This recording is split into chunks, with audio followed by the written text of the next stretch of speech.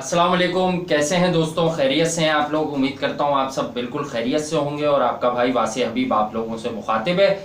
और बात करेंगे सबसे पहले, जी हाँ, बहुत सारी चीज़ें हैं और पेंडिंग हैं तो बात करनी उन पर ज़रूरी है। सबसे पहले यार वो सैमी वाली बात से आ जाते हैं। सैमी ने जो कहा है आप सब तक पहुंच गई है वो बात, और अब उसकी तरदीद होना शुरू हो गई है। और तरदीद की है पार्थिव पटेल ने, इरफान पठान ने, कि यार हमने कभी नहीं देखा कि कोई इस तरह से जो है वो रेसिज्म हुआ है या रेसिस्ट जो है कोई कमेंट्स किए गए हैं। सैमी ने बोला है कि वो काले काले बोलते हैं। यार हमारे कल्चर्स में जो है वो काले या कल्लू या ये सब अजरा मजाक भी बोलते हैं, एक आइडेंटिफिकेशन के तौर पर भी बोलते हैं।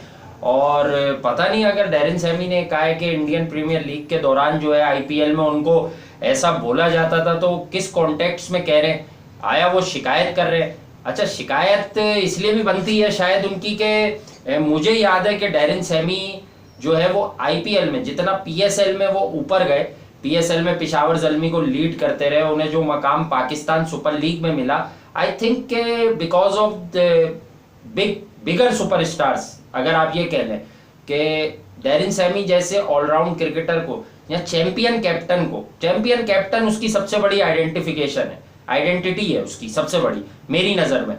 तो शायद उसको इंडियन प्रीमियर लीग में इतने ज़्यादा बड़े सितारों के झुरमट में उतनी पजीराई नहीं मिली, यानी उतना प्रेज नहीं किया गया जितना उसको जो है पाकिस्तान सुपर लीग में किया गया। मे बी कि वो इसलिए भी ये सब चीज़ें फील करता है एज पर्सन और एज क्रिकेटर। क्रिकेटर तो बड़े दिल का है, लेकिन उसने कहा है कि यार वो रेसिज्म में कहते थे, मुझे ही नहीं श्रीलंकन तिसारा परेरा को कहते थे। अब बात यह है कि इस पर अब तिसारा परेरा की भी राय बड़ी आम है कि भाई आपको भी क्या काले काले कहते थे। तो काले काले अगर कहते थे तो पहली बात तो यह है कि डैरिन सैमी तो उर्दू हिंदी थोड़ी सी सीखे हुए हैं, लेकिन तिसारा परेरा की ये स्किल्स कितनी अच्छी हैं ये अभी हम में से कोई नहीं जानता, उर्दू और इंग्लिश वाली। तो आई थिंक कि ये गलत स्टेटमेंट है। Apart from Sammy I don't think so कि कोई ओवरसीज प्लेयर सर्व करने जा रहा है तो उसको वो मतलब तंज करेंगे उस पर या उसे छेड़ेंगे। और जिन फ्रेंचाइजीज के लिए वो खेले हैं और बाहर भी बहुत बैठे हैं वो, क्योंकि आईपीएल में बड़ा टफ हो जाता है कि चार कौन से आप ओवरसीज प्लेयर खिलाएंगे। सनराइजर्स हैदराबाद की भी नुमाइंदगी की है उन्होंने, आई थिंक किंग्स 11 ने भी साइन किया था, बाहर ही बैठे रहे थे। तो डैरिन सैमी जो है वो कह गए। अब यकीनी तौर पर एक तूफान आएगा इस बात का, और अब बहुत सारे लोग और ये बात निकली क्यों है मैं आपको ये भी बता दूं। ये अमेरिका में जो है वो एक सिया फार्म जो है वो पुलिस की कस्टडी में शायद उसकी डेथ हो गई, तो उसके बाद वहाँ बहुत ज़्यादा जो है वो यूएस में एहतजाज हो रहा है उसकी मौत को लेकर। तो डैरिन सैमी ने उस पर पहले एक कमेंट किया था कि यार मतलब अब ये वक्त है कि यूनाइट हो जाएं और ये रेसिज्म को ख़त्म कर दें।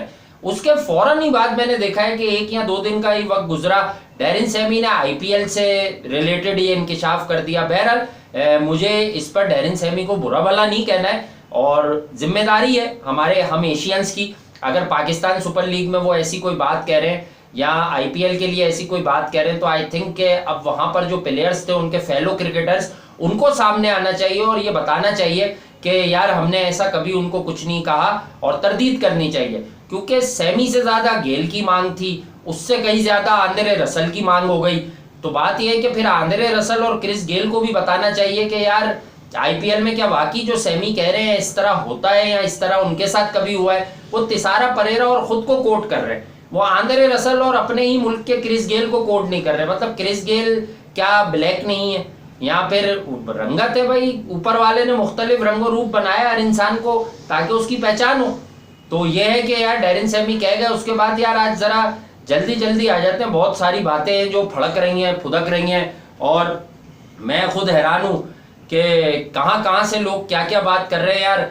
और पहले तो मोहम्मद हफीज़ की बात पुरानी हो गई होगी जब ये वीडियो डलेगी। यार मैं तो वीडियो बना रहा हूँ और उसके बाद मैं नेक्स्ट डे ही आपको पता है कि डालता हूँ वीडियो, 24 घंटे से ज़्यादा ही हो जाता है समटाइम्स। तो ये है कि भाई मोहम्मद हफीज़ के ऊपर अगर आप आ जाएं कि मोहम्मद हफीज़ क्या कह रहे हैं, क्यों कह रहे हैं। मोहम्मद हफीज ने भी यही कह दिया कि विराट कोहली और रोहित शर्मा के बाद कुछ भी नहीं है इंडियन बैटिंग में। तो मेरे भाई आप पाकिस्तान की क्रिकेट से जुड़े हुए हो, आप पाकिस्तान क्रिकेट टीम में मौजूद हो, मैं स्टूडेंट ऑफ द गेम हूँ यहाँ पाकिस्तान क्रिकेट का। और पाकिस्तान क्रिकेट में कौन से बड़े बैट्समैन हैं यार, या कौन से बड़े बैट्समैन रहे हैं फिर वसीम भाई ने भी सोने पे सुहागा, वसीम भाई एक जगह कह रहे थे कि यार बहुत ज्यादा लोड आता है। देखिए लोड वाला वर्ड जो है वो बिल्कुल की वर्ड है कि यार विराट कोहली और रोहित शर्मा पर बहुत ज्यादा दबाव है भारतीय बल्लेबाजी का। तो आई थिंक मैं क्या दुनिया का हर इंसान कहेगा बिल्कुल ठीक कह रहे हैं वसीम भाई आप। लेकिन वसीम भाई अपने स्ट्रेचर को देखते हुए और ये सारी चीजें देखते हुए जरा याद कर लें कि कौन सी ऐसी बड़ी टीम है, जरा नाम बता दें कि जिसमें सारे टॉप के प्लेयर्स हो। भाई हर टीम में जो है वो दो ही पहचान होती है, मतलब आप ऑस्ट्रेलिया को ले लें तो स्टीव स्मिथ एक अलग ही मतलब पहचान है कि यार बड़ा प्लेयर है, डेविड वार्नर डेंजरस प्लेयर है, एरन फिंच अब थोड़ा सा जाकर कंसिस्टेंट हुआ बुरे दिनों में, बुरे हालात में, जब वार्नर और स्मिथ बैन हुए थे, नहीं खेल रहे थे क्रिकेट, उसे मौका मिला, उसने टीम को लीड करना शुरू किया। तो भाई हर टीम में दो बड़े प्लेयर्स होते हैं, बाकी प्लेयर्स कहीं ना कहीं उनकी सराउंडिंग्स में चल रहे होते हैं, वो अच्छे प्लेयर्स होते हैं। लेकिन ऐसा नहीं होता कि किसी भी इंडियन बैटिंग लाइनअप में कभी सारे सुपरस्टार्स हों। सुपरस्टार्स आप इसलिए कह देते हैं कि ऑल जो है ना suppose to be match winners, यानी कि वो वाली टीम मुझे याद आ जाती है जो धोनी ने वर्ल्ड कप जिस टीम को जितवाया, Sachin Tendulkar, Virendra Sehwag, Gautam Gambhir, they all are genuine match winners, पक्के मैच विनर्स थे। धोनी खुद थे, युवराज सिंह बहुत बड़ा मैच विनर था। तो भाई अब बात ये होती है, लेकिन when it comes to class and calibre, तो यार जो क्लेबर जो है वो सचिन का था, आई डोंट थिंक सो कि वो फिर बाकी किसी बल्लेबाज का था। सहवाग एक बिल्कुल डिफरेंट लीग का बंदा था कि यार अगर वो खड़ा हो जाएगा तो मैच को एक तरफ करेगा, वो फ्लैम्बॉयंट प्लेयर था, ठीक है ना, उसकी फ्लैम्बॉयंस बहुत फेमस थी। गौतम गंभीर की कैलकुलेटेड अग्रेशन और विकेट पर स्टे भी करना साथ साथ वो बड़ा फेमस था। अगर आप इंडिया की पिछले एरा की बैटिंग देख लें, एरा तो नहीं ज्यादा बदला, एरा यही है तकरीबन 2011, 12, 13 तक फिर रहे इनमें से बहुत सारे प्लेयर्स। लेकिन आई थिंक ये ज्यादती है, ये मतलब जो क्वारंटाइन डेज है ना, इन्होंने लोगों को दीवाना कर दिया, दीवाना कर दिया। भाई आप अपने आप को देख लें, आप अपने बारे में कोई बात कह दें, मैं तो वसीम अकरम से कह रहा हूँ कि आप अपने बारे में कोई बात कर दें यार, आपके लिए वैसी बहुत ज्यादा चर्चा हो रही है, लोग कह रहे हैं कि अगर हम गलत हैं, अताउर रहमान चीख चीख कर कह रहा है कि आ जाओ भाई मुझको भी सू करो, इस पर मैं एक अलग वीडियो बनाने वाला हूँ, बहुत सारा मवाद आ गया है दोबारा से। तो बात यह है कि मुझ पर सू करो ना, झुटलाओ मुझे, खामोश क्यों हो गए हो कि मैं तो इग्नोर करता हूँ और मेरे जिंदगी में तो नेगेटिव लोगों की जगह नहीं है, फला फला फला फला लाभ लाभ लाभ। तो भाई आप सीरियसली बात करें, आप वो एरा भी बता देना, आप वो वक्त भी गिनवा दें कि यार वसीम अकरम, मैं खुद और वकार यूनिस और शोएब अख्तर हम सब थे, फिर भी हमने जो है ऑस्ट्रेलिया में जाकर कुछ नहीं किया। ऑस्ट्रेलिया ने हमें वन साइडेड फाइनल में शिकस्त दी 1999 के वर्ल्ड कप में, हम बदला लेने के इरादे से बदला सीरीज हमारी तय हो गई, तो वो कार्ल्टन एंड यूनाइटेड सीरीज में तीसरी टीम इंडिया थी, हम फाइनल तक गए, लेकिन दोनों फाइनल में ऑस्ट्रेलिया ने हमें पिछाड़ दिया, बेस्ट ऑफ 3 की वो तीसरे मैच की नौबत ही नहीं आने देते थे। तो हम तीनों बॉलर्स एक साथ खेल रहे थे, लेकिन हमारी बॉलिंग की कलई खोल दी मार मार कर ऑस्ट्रेलियंस ने। ये वाली बातें बताए ना कि हम कभी ऑस्ट्रेलिया में इतने बड़े नाम होकर टेस्ट सीरीज नहीं जितवा सके, और हमें टेस्ट सीरीज वेस्ट इंडीज में भी जीतना नसीब नहीं हुई। थैंक्स टू मिसबाह-उल हक के उस बेचारे के आने से आप कम से कम वेस्ट इंडीज में टेस्ट सीरीज जीत गए, ऑस्ट्रेलिया में तो अब तक नहीं जीते। तो भाई ये गलत बातें हैं, किसी मुल्क की क्या प्रॉब्लम है उस पर फोकस ना करें। आप जहां रहते हैं, जिस मुल्क ने आपको बहुत कुछ दिया है, वहां की क्रिकेट की प्रॉब्लम्स को हाईलाइट करें कि हमें अभी आगे यहां पर कैसे ग्रूमिंग करनी है अपने प्लेयर्स की। आई थिंक कि आपको देखना होगा कि आपको यहां पर कैसे ग्रूमिंग करनी है अपने प्लेयर्स की। तो खुदारा यार अब मजाक ना बनाएं, वैसी बड़े मेम्स बन रहे हैं, बड़ी जो है वो जोक्स बन रहे हैं आपके नाम के, और बहुत सारे लोग कह रहे हैं भाई जवाब दो, हिसाब दो। तो आप ये देखें कि आपका जो स्ट्रेचर है, आप कहाँ जा रहे हैं। ये मॉडर्न ग्रेट्स हैं इस एरा के। भाई आपका नाम बहुत बड़े बड़े लोगों के साथ लिया गया है क्रिकेट में। अब तो आप देखें कि अताउर रहमान आगे आपका नाम ले रहे हैं, सलीम मलिक तो कम ले रहे हैं, अताउर रहमान तो कह रहे हैं वसीम अकरम जवाब दो, मैं मेरे खिलाफ चले जाओ, कोई लीगल प्रोसीडिंग्स कर दो और मुझे जवाब दो, मुझे झुटला दो।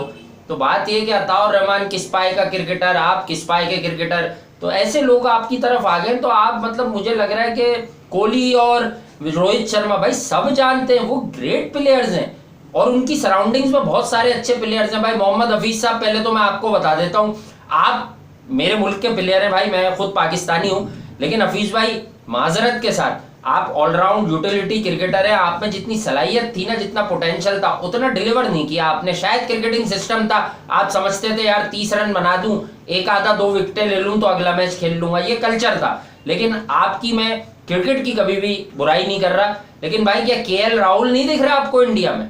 को हल्की चीज है केएल राहुल? मतलब कौन है केएल राहुल? जरा उसका आप रिकॉर्ड चेक करें और फिर अपना रिकॉर्ड चेक करें, अभी कितनी क्रिकेट खेला है वो, जरा मिला लें, जरा उसके शॉट्स देख लें कि जिन बॉलर्स पर आपके बल्ले जो है बड़े देर से आते हैं वो उन बॉलर्स का क्या हाल करता है, कहां कहां पॉइंट पे छक्के मारता है, कवर पे चौके मारता है, पुल अच्छा करता है। मतलब केएल राहुल भी मौजूद है भाई उनके रैंक्स में। शिखर धवन का आपने आईसीसी इवेंट्स में क्या रिकॉर्ड चेक नहीं कर रखा है, या ओवरऑल उसका आपने आलमी क्रिकेट में रिकॉर्ड नहीं चेक कर रखा है? कौन कह रहा है इंडिया के पास अच्छे बैटर्स नहीं है? भाई मैं बिल्कुल भी कोई मक्खन पॉलिश नहीं करता, लोग जानते हैं अच्छे बैटर्स है। मसला यह है स्टेटमेंट या कोई बात अगर आप उसका मफहूम अच्छी तरह नहीं समझा पाए तो शायद आप करेक्ट कर ले खुद को।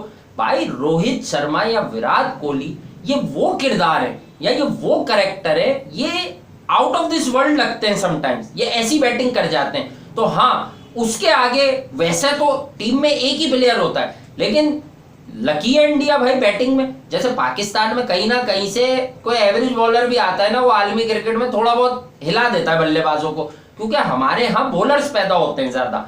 अब आप एक बात बता दें, कंपैरिजन की बात आपने भी नहीं की, वसीम भाई ने भी नहीं की। भाई पाकिस्तान क्रिकेट को भी ले देकर एक बाबर आजम मिल गए ना, अभी पहले ले देकर इंजमाम उल हक, उसके बाद सईद अनवर, इंजमाम हक के अलावा क्या आपके पास उस पाए का कोई प्लेयर होता था उस टीम में? आपकी नहीं होता था। इजाज अहमद अच्छे प्लेयर थे, गुड प्लेयर थे, अपने दिन पर बड़े डेंजरस भी थे, लेकिन यार क्या मतलब 31-32 की एवरेज वाले प्लेयर जो है आप उनको 40 की एवरेज वालों से तो नहीं मिलाएंगे ना। या उनकी जो क्लास है बॉलर्स खुद बता देते थे कि यार सईद अनवर जो है वो बिल्कुल ही डिफरेंट लीग से थे। तो ये बात होती है भाई, हर टीम में दो तगड़े प्लेयर्स होते हैं, नामवर प्लेयर्स होते हैं, जिनको जब मैच होता है ना, आपस में मुकाबला पड़ता है, तो लोग प्लानिंग करते हैं कि यार मैं रिकी पॉन्टिंग को कैसे आउट करूंगा। तो इसी तरह जब इंडिया से मैच होता है तो ऑब्वियसली जो अपोजिशन है, अपोजिशन के रैंक्स में सबसे ज्यादा डिस्कशन विराट कोहली और रोहित शर्मा को लेकर होती है कि यार ऊपर से अगर ये विकेटें मिल गई तो हमारी बका है, वरना अगर इनमें से एक भी खड़ा हो गया और लंबी बारी ले ली तो मैच तकरीबन मोस्टली 60-70% इंडिया के फेवर में चला जाता है। इंडिया की मॉडर्न क्रिकेट में भी यही हो रहा है कि अगर रोहित रन कर देते हैं, बड़े रन कर देते हैं, तो तकरीबन 60% इंडिया मैच निकाल जाता है। और उसके अलावा अगर विराट कोहली और रोहित दोनों जिस दिन चल जाए तो सोने पे सुहागा हो जाता है।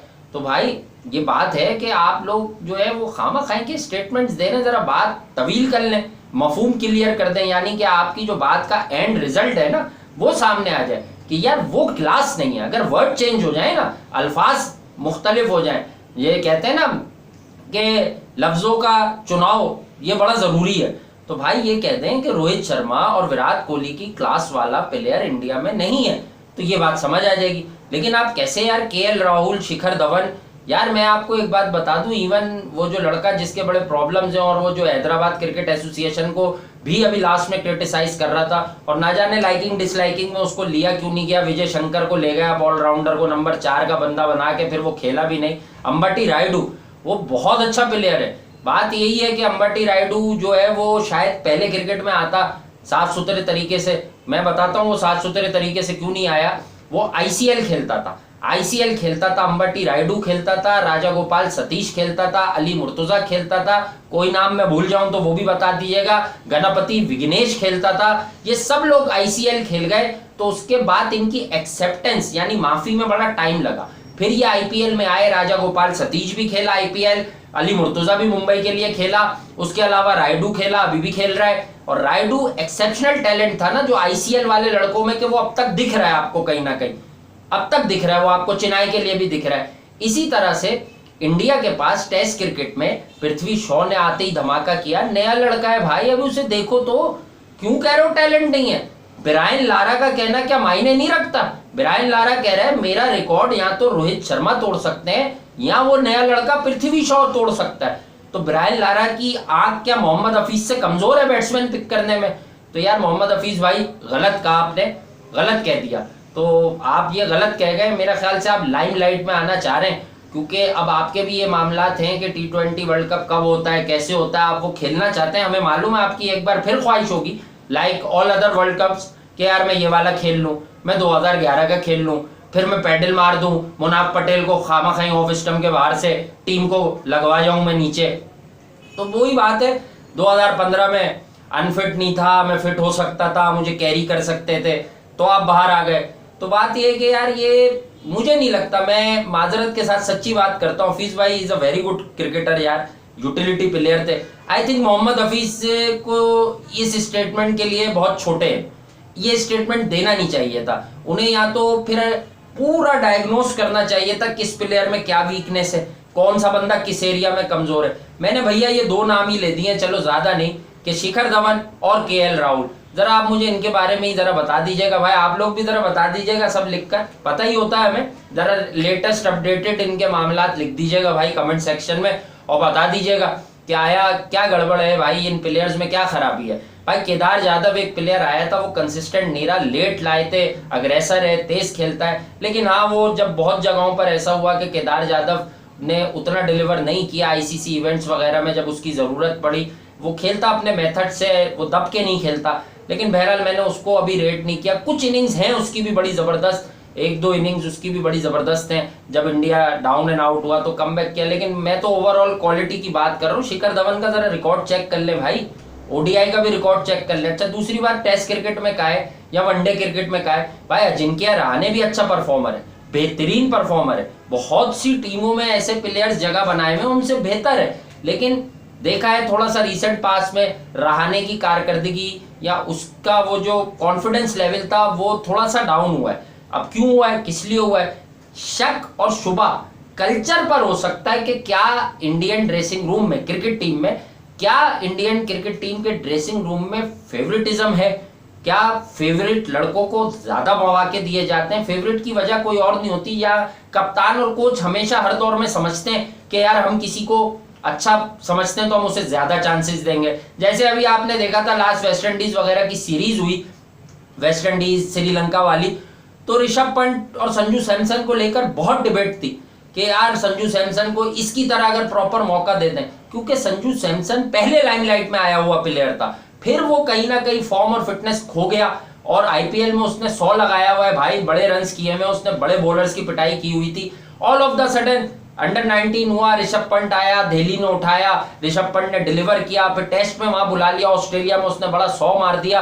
तो भाई फिर ऋषभ पंत को शायद कप्तान की बैकिंग हो, शायद विराट कोहली की बैकिंग हो, कि यार कोई भी बात हो। आज आपको एक और पते की बात बता दूं कि अभी जिम्बाब्वे के क्रिकेटर ने, फॉर्मर ने कह दिया, और बहुत लोग जानते हैं, जब आप एमएस धोनी और दिनेश कार्तिक को देखते थे ना, जी हाँ ग्रेट एमएस धोनी, तो दिनेश कार्तिक जो है ना वो बहुत कन्वेंशनल विकेट कीपर लगते थे, एमएस धोनी नहीं लगते थे, लेकिन एमएस धोनी एक दिमाग का नाम है, उसका एक अपना क्रिकेटिंग ब्रेन था, तो उसने उस ब्रेन से अपनी कीपिंग में भी एडजस्टमेंट कर ली, और बल्लेबाजी उसने आलमी सतह पर आकर जिस पाई की थी। हालांकि दिनेश कार्तिक इतना टैलेंटेड विकेट कीपर था कि आप समझ लें कि यार बार बार 2019 में भी कार्तिक को रखा उन्होंने तजुर्बे की बुनियाद पर, धोनी मौजूद थे कि यार बैकअप भी रहेगा, ऋषभ पंत, दिनेश कार्तिक, एमएस धोनी सब टीम में मौजूद थे। तो आई थिंक कि टीम इंडिया की, मैं बात दूसरी तरफ जा रही है, लेकिन जब बात होती है तो बात से बात निकलती है, प्री प्लान तो मैं शो करता नहीं हूं। तो बात यह है कि भाई फिर टीम इंडिया की अगर हार हुई है ना, तो वो इस वजह से हुई है कि आपने यार 3 विकेट कीपर बैटर रख लिए, आप कोई मुस्तनद बल्लेबाज नंबर 4 पर रख लेते, जैसे रायडू की बात हो रही थी, या शायद आप रहाणे के तजुर्बे पर बिलीव कर लेते, या आप सुरेश रैना को 1-2 महीने पहले कोई ग्रीन सिग्नल देके फिट करा देते कि भाई इतनी क्रिकेट खेल रखी है सुरेश रैना ने, वो कुछ तो करता। मैं ये बता दूं, चाहे उसकी फिटनेस 80% भी थी, वो कुछ तो करता, ये मेरी राय है, ठीक है, हो सकता है गलत हो, अब तो वो वक्त नहीं आएगा 2019 का, वो उन कंडीशंस में कुछ तो करता। बहरहाल coming back to the main story, भाई आप लोग जो है इंडिया की क्रिकेट पर जरा कम स्टेटमेंट्स दें। उसकी वजह यह है कि भाई हर टीम में 2 प्लेयर्स हैं। न्यूजीलैंड में बड़ा प्लेयर कौन है? Kane Williamson. उसके बाद कौन है? Ross Taylor. रॉस टेलर ज्यादा बड़ा प्लेयर है, केन विलियमसन की क्लास कुछ और है। रॉस टेलर बहुत डेंजरस प्लेयर है, उसकी हमेशा से बात होती है, पाले के लिए उठा ले शोएब अख्तर वाला, अब्दुल रजाक वाला आखिरी के 5 ओवर उठा ले। रॉस टेलर ने मैच वहीं खैरबाद सिमेट दी चादर कि जाओ बेटा घर, अब से आके बैटिंग करना, तुमसे नहीं होगा चेस। तो भाई इसी तरह से आप आगे आ जाएं, तो अभी रॉस टेलर ने 1-2 मैचेस फारिग कर दिया, इंडिया गया हुआ था न्यूजीलैंड में। तो भाई वो डेंजरस प्लेयर्स हैं। इन 2 की क्लास का कौन प्लेयर है भाई वहां? मार्टिन गप्टिल कंसिस्टेंट नहीं रहता, दिन आते हैं उसके, जब दिन आते हैं तो बहुत डेंजरस लगता है, और जब दिन नहीं आते तो इतना ऑड प्लेयर लगता है। 2019 के वर्ल्ड कप में न्यूजीलैंड की शिकस्त की बड़ी वजहों में से एक वजह मार्टिन गप्टिल का फॉर्म में ना होना भी था। फाइनल में भी ऐसा लगा कि आज ये करेगा, वसूली करेगा आज ये, जो इस पर इन्वेस्टमेंट हो रही है, पूरा वर्ल्ड कप खिलाया गया इसे। हेनरी निकल्स को ले आए, मनरो को हटा दिया, लेकिन गप्टिल को नहीं हटाया कि यार तजुर्बा है ना बॉस, तजुर्बे पर गए। उसने एक दो अच्छे स्ट्रोक्स भी खेले, लेकिन फिर वो अपनी विकेट एज यूजुअल गवा बैठा। तो मेरे भाई हर टीम में बड़े नाम एक दो ही होते हैं, ये कौन सा टॉपिक उठाकर आप लोगों ने बातें करना शुरू कर दी हैं। और सैमी भाई, अगर आप कहते हैं वो जो बात हुई है अमेरिका में, वो क्रिकेटिंग वर्ल्ड में तो हुई भी नहीं है, तो आप आईपीएल के लिए अगर कोई बात करें तो मेरा ख्याल से आईपीएल की बॉडी में से या जिन फ्रेंचाइजीज के लिए डैरेन सैमी खेले, एक दो लोग तो आ गए सामने, इरफान पठान भी आ गए और पार्थिव भी आ गया, दोनों ने कह दिया कि यार हमने तो कभी ऐसा महसूस नहीं किया, ना कभी सुना। अच्छा, दूसरी ये बात है कि भाई यहाँ कल्चर में प्यार मोहब्बत में भी कहा जा सकता है, लेकिन हाँ, नहीं कहना चाहिए था कि भाई आज ये दिन देखने पड़ गए। लेकिन मैंने आपको उसकी एक ये बड़ी वजह भी बताई है कि आईपीएल में बड़े बड़े जिस टाइम सैमी बिकते थे तो उनकी टीम में 4 ओवरसीज प्लेयर्स ऐसे जरूर होते थे जो सैमी से बेहतर प्लेयर्स थे, ज्यादा यूटिलिटी थी उनकी। तो डैरेन सैमी अक्सर जो मैचेस में ना बेंच पर बैठकर ही वक्त गुजारते रहे, यानी वो सनराइजर्स में गए तो यकीनी तौर पर वार्नर या विलियमसन, मतलब इस टाइप के लोग थे जो खुद कैप्टन्स थे, या किसी फ्रेंचाइज की वहां पर कप्तानी नहीं मिली उन्हें, तो शायद डैरेन सैमी बहुत ज्यादा आईपीएल से मुतासिर ना हो, जैसे कि आईपीएल से रसल बहुत मुतासिर है, जैसे आईपीएल से जो है वो क्रिस गेल बहुत मुतासिर है। तो ये भी वजह हो सकती है कि डैरेन सैमी ने बात की हो। लेकिन बहरहाल मैं गलत बात यहाँ भी नहीं करूंगा भाई किसी को खुश करने के लिए। अगर सैमी कहते हैं कि मुझे और तिसारा परेरा को काले बोलते थे, तो तिसारा परेरा को भी ये बात बतानी चाहिए कि यार किसी बुरी नीयत से बोलते थे। मे भी क्या आप कल्चर में पाकिस्तान, इंडिया, श्रीलंका में ज्यादा दूरी नहीं है भाई, सब कल्चर से फेमिलियर हैं एक दूसरे के।